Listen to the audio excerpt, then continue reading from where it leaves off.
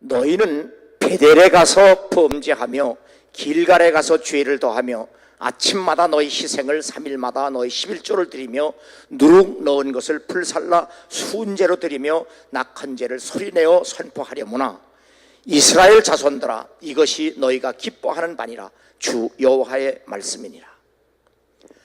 모든 예배는 오직 하나님께 기쁨이 되어야 함에도 불구하고 이스라엘 백성들의 예배는 자신들만의 기쁨을 위해 종교쇼를 하고 있다는 아모스 선지자의 무서운 경고입니다. 이스라엘아, 너희가 40년 동안 광야에서 희생과 소제물을 내게 드렸느냐? 너희가 너희 왕 식굿과 기운과 너희 우상들과 너희가 너희를 위하여 만든 신들의 별 형상을 지고 가리라. 내가 너희를 다메섹 밖으로 사로잡혀 가게 하리라. 이스라엘 백성들이 광야 생활 40년 동안 하나님을 하나님으로 예배하는데 실패했다는 아모스 선지자의 경고입니다. 너희가 박하와 회양과 근체의 11조는 들이되 율법에 더 중한 바 정의와 궁휼과 믿음은 버렸도다. 그러나 이것도 행하고 저것도 버리지 말아야 할지니라. 교회와 크리스찬이 존재하는 목적은 오직 하나님을 하나님으로 예배하기 위함인데, 기도, 찬양, 헌금, 선교, 11조, 봉사, 희생, 헌신이 예배의 수단이 되어야 함에도 불구하고 오히려 그것이 목적으로 변질되면 우상 숭배의 종교쇼가 된다는 예수 그리스도의 경고입니다.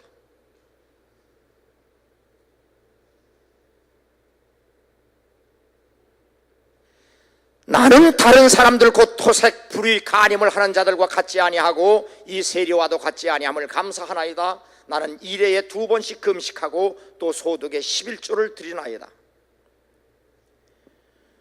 바리새인이 자신의 의로 하나님께 예배를 드리는 전형적인 종교시옵니다.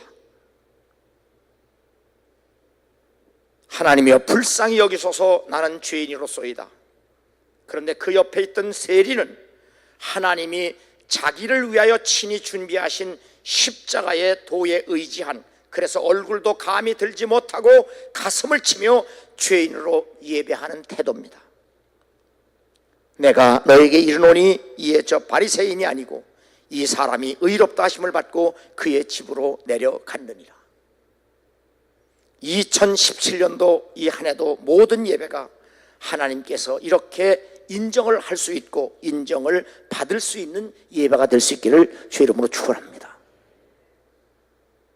우리의 모든 예배 행위는 오직 예수 그리스도의 십자가의 의에 의지해서만 예배가 됩니다. 헌금 드렸다고 예배가 되지 않습니다. 내가 11조 냈다고 예배가 되지 않습니다. 내가 기도했다고 예배가 되지 않습니다. 내가 찬양했다고, 내 전 재산을 다 바쳤다고 해도 예배가 되지 않습니다. 오직 예수 그리스도의 십자가의 의, 그 도에 의지해서 기도하고 찬양하고 헌금하고 11조하고 봉사하고 헌신해야 예배가 될 줄 믿습니다. 오늘 에베소 4장 11절 12절의 본문에 보면 어떤 사람은 사도로, 어떤 사람은 선지자로, 어떤 사람은 복음 전하는 자로, 어떤 사람은 목사와 교사로 세우셨으니 이는 성도를 온전하게 하여 봉사의 일을 하게 하며 그리스도의 몸을 세우려 하심이라. 하나님께서 세우신 사람들의 얘기입니다. 사도든 선지자든 선교사든 목사든 교사든 바로 교회를 세우기 위해서 하나님이 세우신 사람이라고 성경은 우리에게 말씀하고 있습니다.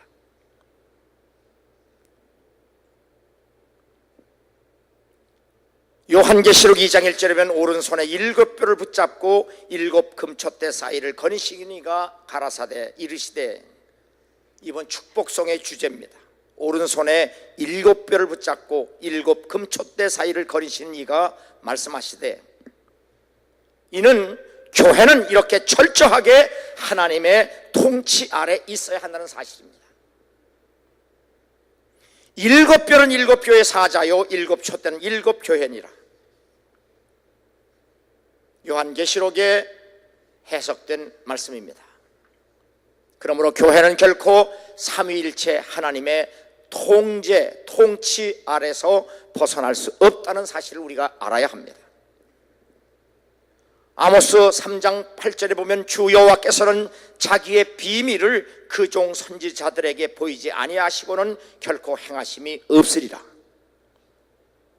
하나님께서는 언제나 선지자들을 통해서 그 뜻을 이루어 가셨다는 말씀입니다. 하나님이 이 모든 날 마지막에는 아들을 통하여 우리에게 말씀하셨으니, 선지자들을 통해서 지금까지 여러 세대에 걸쳐 역사하셨던 하나님께서 말세의 마지막 때에는 그 아들 예수 그리스도를 통해서 모든 구원의 역사를 온전하게 이루어 가셨다는 말씀입니다. 예수 그리스도를 통해 이루어 놓으신 구원을 지금은 성령을 통해서 이루어 가시고 계십니다. 로마서 12장 1절에 보면 너희 몸을 하나님이 기뻐하시는 거룩한 산 제사로 제물로 드리라. 이는 너희가 드릴 영적 예배니라. 예수 그리스도께서 우리를 구원하시기 위해 이 땅에 육체로 오신 것처럼 성령께서도 구원의 역사를 위해 몸이 필요하신데, 예수님도 몸이 필요하셔서 육체로 오신 것처럼 성령도 구원의 역사를 이루기 위해서 몸이 필요한데, 그 몸은 곧 교회와 우리 그리스도인 우리들 자신입니다. 그래서 너희가 너희 하나님의 성전인 것과 성령이 너희 안에 계신 것을 알지 못하느냐? 너희는 너희가 하나님의 성전인 것과 성령이 너희 안에 계신 것을 알지 못하느냐? 그러므로 크리스찬과 교회는 하나님의 성전이 된다는 사실에 감사하고 기뻐할 수 있어야 합니다. 누구든지 그리스도의 영이 없으면 그리스도의 사람이 아니라.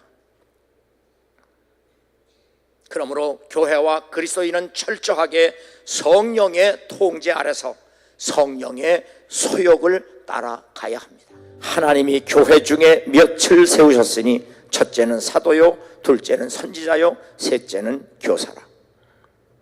하나님께서는 이렇게 교회의 질서를 위해, 거룩한 질서를 위해 필요한 직분과 은사를 허락하셨습니다. 은사는 여러 가지나 성령은 같고, 직분은 여러 가지나 주는 같으며, 또 사역은 여러 가지나 모든 것을 모든 사람 가운데서 이루시는 하나님은 같으니라. 그러므로 교회는 반드시 성령의 은사와 예수 그리스도께서 주신 직분과 하나님의 일이 있어야 교회입니다. 하나님은 무질서의 하나님이 아니시오 오직 화평의 하나님이시라. 교회가 겸손하게 따르고 순종해야 할 덕목은 하나님께서 세워주신 거룩한 질서입니다. 그래서 고린도전서 14장 40절에 보면 모든 것을 품위 있게 하고 질서 있게 하라. 이것이 늘 여러분이 강조하는 양반신앙입니다. 양반신앙. 교회 안에서 뭐 좀 한다고 쌍놈처럼 일하지 말고 정말 훈련된 양반처럼 하나님을 섬길 수 있는 그러한 품이 있는 젠틀레스한 온유죠. 성령의 열매 중에 온유라는 말은 젠틀레스에 잘 다듬어진 성품을 얘기해요. 자, 우리 옆 사람하고 인사하세요. 아주 젠틀한 크리스천이 되자. 지저분하고 고집 세고 아주 젠틀해야 돼. 젠틀. 다시 인사해. 나 젠틀하지 그래봐. 아주 깔끔해야지, 젠틀해야지. 예수 믿는 사람이 지저분해가지고 그냥. 여기 두 사람 앉아 있어.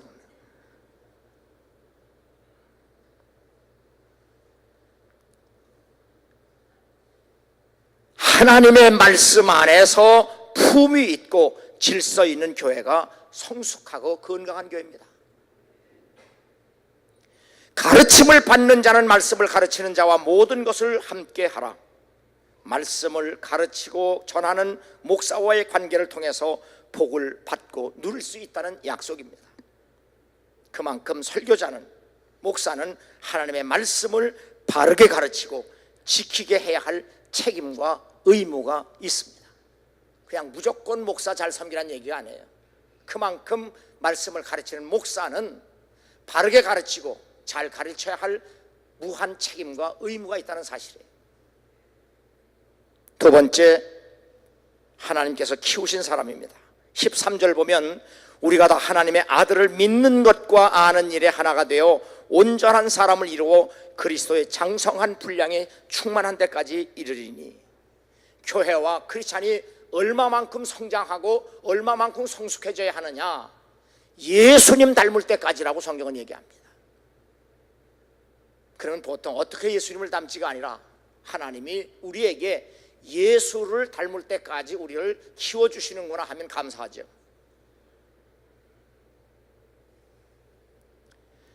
이렇게 예수 그리스도를 닮으려면 예수 그리스도를 바로 알고 바로 믿을 수 있어야 합니다. 하나님이 미리 아신 자들을 또한 그 아들의 형상을 본받게 하기 위하여 미리 정하셨으니, 하나님으로부터의 구원은 죄인으로 하여금 예수 그리스도를 닮게 하는 일입니다. 단순히 예수 믿고 천당 가는 것이 아니라 하나님의 구원은 우리들로 하여금 잃어버린 하나님의 형상을 예수 그리스도의 형상으로 닮게 하시는 일, 그것이 구원입니다. 이는 우리가 이제부터 어린아이가 되지 아니하여 사람의 속임수와 간사한 유혹에 빠져 온갖 교훈의 풍조에 밀려 요동하지 않게 하려 합니다. 우리가 복음에 바로 서면, 하나님 말씀에 바로 서면 간사한 유혹, 사람의 속임수, 온갖 교훈의 풍조에 밀려 흔들리지 않는다는 말씀입니다.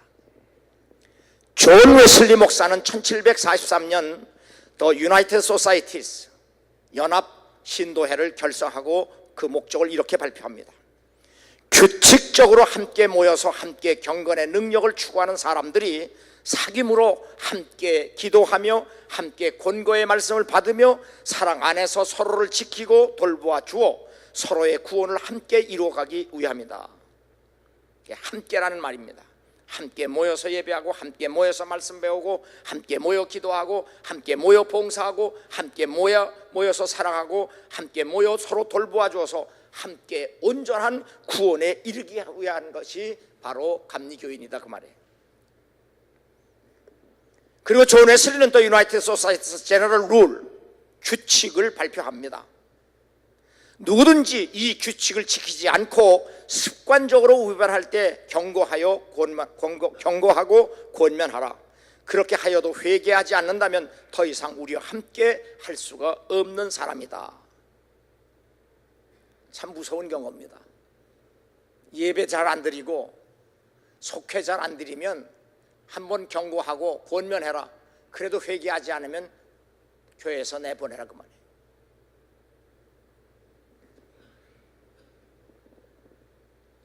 이 더 유나이티드 소사이티 제너럴 룰 규칙은 크게 세 가지입니다. 첫째, 조심하여 모든 종류의 악을 피하라. 둘째, 열심히 모든 선을 행하라. 세 번째, 지속적으로 하나님의 모든 예법을 지켜라. 이 예법을 지키라는 말은 예배 생활에 철저해라, 그 말이에요. 이 세 번째, 하나님의 모든 예법을 지키라고 하는 세부 규칙을 말씀드립니다. 주일 예배에 참여하고 성만찬을 받으며 모든 신도회와 속회에 반드시 참여해라. 지금 감리교가 이렇게 될 때까지는 성공회의 예배, 낮 예배에 출석하고 저녁 예배는 메소디스트들이 따로 모였습니다. 그리고 주중에 속회와 신도회에 또 모였습니다. 그리고 매일 새벽 말씀 예배에 참여하라. 프리칭 서비스라고 그랬어요. 새벽 기도회라는 말을 웨슬리 안 쓰고요, 새벽 말씀 예배, 프리칭 서비스라고 얘기했어요. 매일 개인 기도와 가족 기도를 하라. 매일 개인 기도와 가족 기도를 해라. 수시로 성경을 읽고 묵상해라. 매주 금요일은 금식하고 절제하며 금욕해라. 이게 감리교인입니다. 2017년도에는 반드시 공적인 예배에 함께 모이기를 힘쓰고요, 정사정이 그렇지 못하다면 그 시간에 집에서든 일터에서든 새벽이고 수요일이고 금요일이고 반드시 하나님께 예배를 드리는, 개인으로도 예배 드리는 그런 예배 생활에 신실한 여러분이 되기를 주 이름으로 축원합니다. 존 웨슬리는 클래스 속해 12명으로 밴드 7명보다 더 제한된 셀렉트 소사이어티 3명을 만들어 운영을 합니다. 이 셀렉트 소사이어티 3명의 목적은, 모임의 목적은 크리스찬 퍼펙션, 그리스도인이 완전하게 된다는 교리가 증명될 수 있도록 체험시키는 겁니다. 그런데 이 모임의 3가지 규칙은, 이 모임에서 고백된 어떤 말도 다시 하지 마라. 2번째, 사소한 일에도 목사에게 복종하라고 가르치고요, 그만큼 목사가 교인들을 말씀으로 잘 가르쳐야 할 책임과 의무가 있다는 것도 말씀한 겁니다. 모든 회원은 매주 1회 정해진 헌금을 가져, 모든 예배에는 반드시 헌금을 해라. 그래야 남을 돕는 선행을 하지 않겠느냐라고 말한 겁니다. 그래서 교회 역사학자 프랭크 베이커는 이렇게 웨슬레가 세운 감리교인들을 이렇게 평가합니다. 감리교도들은 어디서든지 가난한 사람들을 먹이고 입히고 치료하고 가르치면서 전도했다.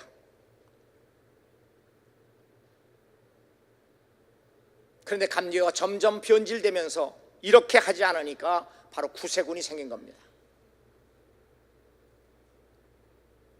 바로 구세군을 창시한 그 목사가 감리교 목사인데, 감리교가 점점 이런 일을 안 하니까 나와서 북치고 다니면서 바로 가난한 사람들을 먹이고 입히고 치료하고 그들에게 복음을 전하는 일 한 것이 구세군입니다.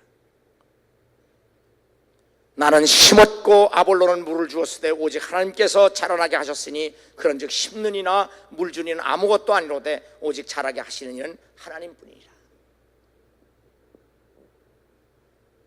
우리 김정재 권사님이 91세인데 이제 92세 되시죠. 지난 주일에 저를 손을 꼭 붙잡으면서 저를 잘 말씀으로 키워주셔서 감사합니다 그랬는데요, 내가 키운 거 아니고요, 나는 씨 뿌리고 물 주는 일만 했을 뿐이고 키우는 분은 하나님이십니다. 그러므로 여러분은, 교회는, 그리고 크리스찬의 부흥과 성장은 오직 하나님이라는 사실을 깨닫고, 스스로 내 믿음이 자라지 않는다면 하나님과의 관계가 잘못됐다는 것을 알고 바로 하나님 앞에 바로 서서 여러분의 믿음이 믿음에 이르게 하는, 성숙해지고 성장되는 여러분 될 수 있기를 주 이름으로 축원합니다. 마지막 3번째입니다. 하나님께서 세우신 교회입니다. 15절 16절에 보면 오직 사랑 안에서 참된 것을 하여 범사에 그에게까지 자랄지라. 그는 머리니 곧 그리스도라. 그에게서 온몸이 각 마디를 통하여 도움을 받음으로 연결되고 결합되어 각 지체의 분량대로 역사하여 그 몸을 자라게 하며 사랑 안에서 스스로 세우느니라. 하나님께서 친히 피로 세우신 교회는 예수 그리스도를 닮을 때까지 성장해야 합니다. 항상 기뻐하라, 쉬지 말고 기도하라, 범사에 감사하라. 이것이 그리스도 예수 안에서 너희를 향하신 하나님의 뜻이니라. 크리스찬은 자신이 크리스찬 된 것을 항상 기뻐할 수 있어야 합니다. 더 나아가 인간이 인간 된 것을 기뻐하라는 얘기입니다. 크리스찬의 삶 그 자체는 쉬지 않는 기도가 될 수 있어야 합니다. 그래서 크리스찬의 일생은 하나님께 예배가 될 수 있어야 합니다.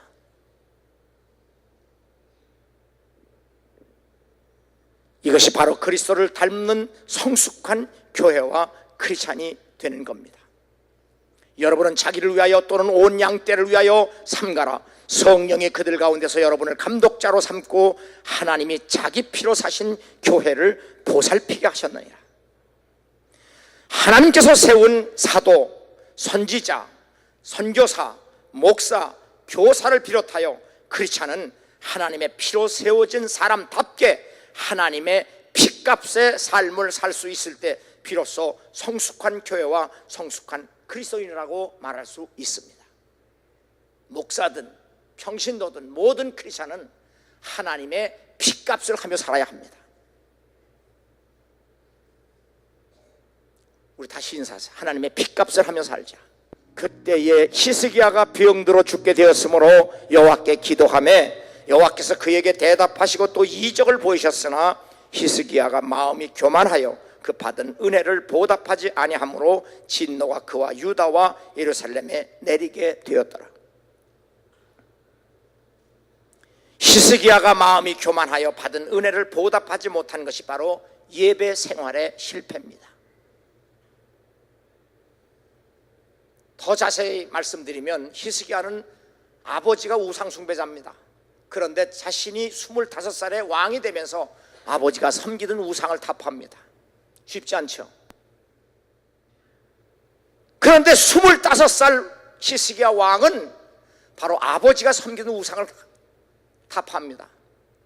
그리고 제사장, 레위지파 모든 종교자들 다 불러 모으고 우리 하나님 목숨 걸고 섬기자. 그리고 제일 먼저 한 일이 성전을 깨끗하게 리모델링 하는 거예요. 얼마나 하나님을 잘못 섬겼으면 성전이 비세죠. 거미줄 쳤죠. 성전을 깨끗하게 리모델링 한 다음에 우리 하나님 목숨 걸고 사랑하자, 예배하자. 그게 히스기야 종교개혁이에요. 그것을 보신 하나님께서 그 이스라엘에게 엄청난 은혜와 복을 주셨어요. 국방, 농업, 경제, 문화, 영적 모든 면에 하나님이 큰 은혜와 복을 주셨어요. 자, 그럴 때 아수르에서 사나립이 쳐들어옵니다. 저 예루살렘만 무너뜨리면 우리가 이스라엘을 먹을 만한데, 그때 히스기야 왕은 이사야 선지자와 함께 밤새도록 하나님께 기도합니다. 그래서 그 당대 최고의 강대국 아수르의 사나립을 물리쳐 싸워 이겨냅니다. 그 조그만 나라의 젊은 왕이 그 당시에 최강의 아수르의 바로 사나립과 싸워 이긴다고요. 뭐로 이겼어요? 순전히 기도로 이겼어요.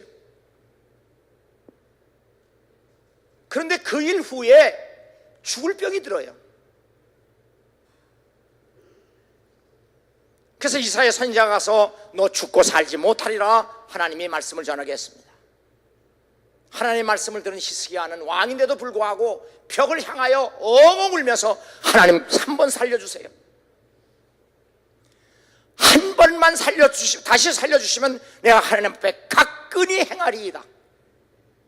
가끈이라는 말은 쓰지 않는 말인데요, 개역 개정판에도 그 가끈이라는 말은 방황한다는 말로 했는데 잘못 번역한 거예요. 개역 성경에 가끈히 행하리라다 한 말은 하나님을 예배하러 나아가면서 하나님을 기억하는 마음으로 벌벌 떨며 나가겠다는 얘기예요. 그럼 왜 죽게 됐을 때 이 기도를 했느냐? 종교개혁을 단행해 하나님께 복을 받고 살만하고 아수르와 싸워서 이겨내고 그러니까 자기 자신도 마음이 교만해서 까불었다는 얘기. 하나님 앞에 다시 쉽게 하면 하나님 다시는 안 까불게요. 선줄로 생각하거든 넘어질까 조심하라. 하나님 다시는 안 까불게요. 그리고 하나님이 다시 살려주시면 내가 성전을 떠나지 아니하고 비파와 수금으로 하나님을 예배하며 살게요. 평생 성전을 떠나지 않고 하나님을 비파와 수금으로 찬양하며 살게요. 예배하며 살게요. 이 기도는 왜 나오죠? 목숨 걸고 하나님을 섬기자며 종교개혁을 단행했던 히스기야가 살만 하니까 자신부터 예배 안 드려요.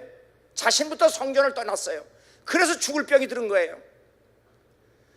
그래서 하나님 살려주시면 다시는 안 까불고 다시는 하나님 예배 드리는 거 소홀하지 않을게요 해서 하나님이 그 눈물을 보시고 살려주셨어요. 그런데 살아나자마자 하나님께 예배 안 드려요. 이게 인간의 이게. 그래서 결국은 어떻게 됐어요? 이스라엘이 바벨론의 포로가 되는 망한 결과가 됐어요. 그걸 아모스 선지자 탄핵하는 거예요.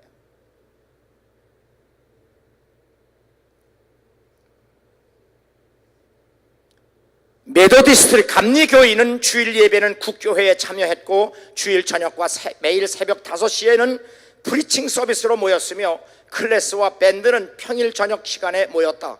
메도디스트는 성결한 삶의 규칙을 따라 영혼의 구원을 갈망하고 성결의 능력을 추구하며 구원의 완성을 이루기 위해 서로 돕고 훈련한 연합신앙 공동체였다. 메도디스트의 신앙생활은 삶의 방식으로 새로운 교회를 세우는 것이 아니라 교회와 세상을 개혁함으로 성경적 성결을 온 땅에 전파하는 것이다. 이게 감리교입니다. 매일 예배 드리는 것이 귀찮은 일이 아니라 그것이 바로 살아가는 삶의 방식이다.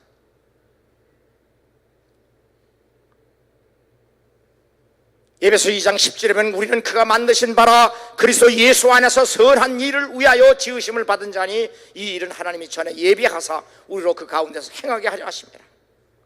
그러므로 교회와 크리스찬은 하나님의 선행자, 굿 워커가 되어야 합니다.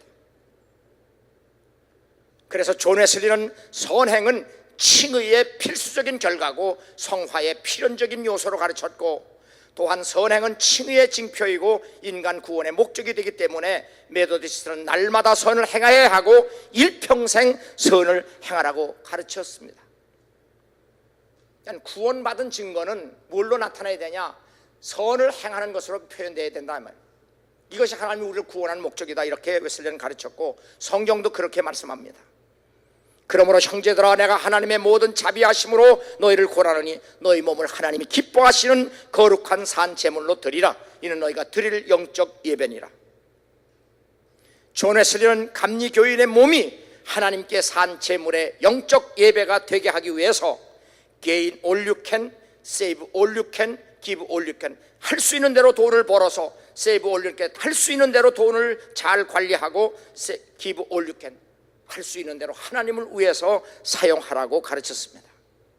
그리고 죽기 며칠 전에 만일 내가 죽은 뒤에 10파운드 한 2, 3만 원 됩니다.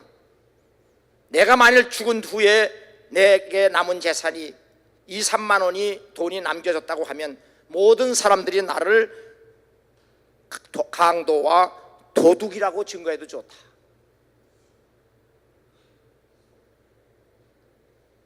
나는 할 수 있는 한 모두 저축했고 할 수 있는 한 내가 가진 모든 것을 주었다고 확신하기에 만족하다. 그리고 웃으며 하나님 같습니다. 존 웨슬리 목사님이 죽기 전에 남긴 말처럼 우리도 그러한 감리교인으로, 자랑스러운 감리교로 내 일생에 한 번쯤 2017년도를 그렇게 살아볼 수 있는 여러분 되기를 주의 이름으로 축원합니다.